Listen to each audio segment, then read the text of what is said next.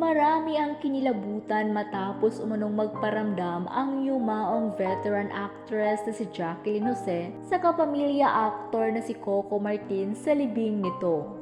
Lingid sa kaalaman ng lahat, inihatid na sa kanyang huling hantungan si Jacqueline. Nitong linggo, March 10, naganap ang inurnment sa labi ni Jacqueline sa Garden of the Divine Word Columbari sa E. Rodriguez, Quezon City. Ngunit tulad ng kanyang burol, hindi ito bukas sa publiko. Kaya naman sa kanyang libing tanging pamilya at malalapit na kaibigan at katrabaho sa showbiz ang dumalo. Gayunpaman, nagbahagi naman ng ilang video ang mga dumalo sa libing ni Jacqueline. Isang video nga ang nag-viral kung saan makikita ang kapamilya aktor na si Coco Martin. Talaga namang mula nang matagpuan si Jacqueline sa bahay nito na wala ng buhay, sa burol at hanggang sa libing nito ay hindi nawala si Coco. Parang nanay na kasi kung ituring ni Coco si Jacqueline na nakasama niya sa unang pelikula niya na Masahista noong 2005. Kung nakasama ni Coco si Jacqueline sa kanyang unang pelikula, nakasama naman niya si Jacqueline sa huling proyekto nito sa Batang Quiapo.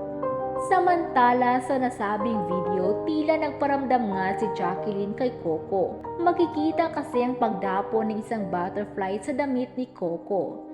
Maging si Coco ay hindi mapigilang maging emosyonal dahil pakiramdam niya ay ang kanyang Mommy Jane ito. Mapapanood sa video na tila naluluha si Coco habang kinakausap at sinasabihan ang butterfly ng I love you Mommy Jane.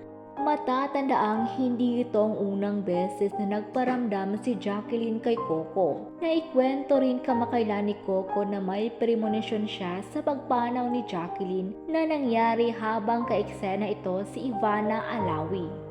Ayon kay Coco, nagtataka raw sila kung bakit naiiyak si Jacqueline na hindi naman daw dapat malungkot ang eksena. At sa katila out of character din umano ang pinakitang emosyon ni Jacqueline bilang si Chief Espinas. Nang makausap daw niya si Jacqueline, sinabi nitong kaya siya naiiyak dahil nalulungkot daw ito. Dahil unti-unti nang nawawala ang mga karakter sa Batang Quiapo.